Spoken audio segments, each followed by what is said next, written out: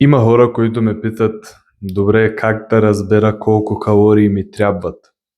Ще ви дам най-простия начин да започнете. Първо, има калкулатори в интернет.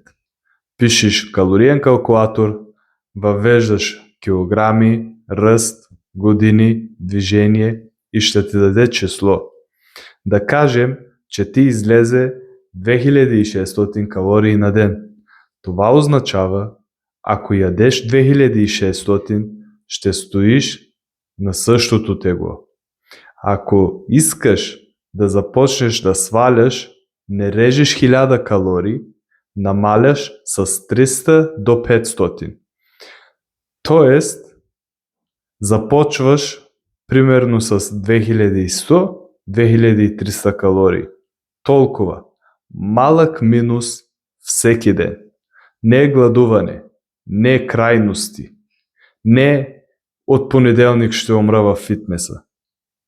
Просто лек дефицит и движение.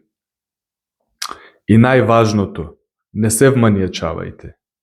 Това е ориентир, не присъда.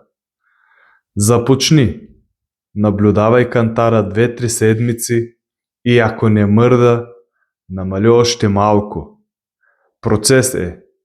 И запомнете, не сме качили килограмите вчера, няма да ги свалим до утре.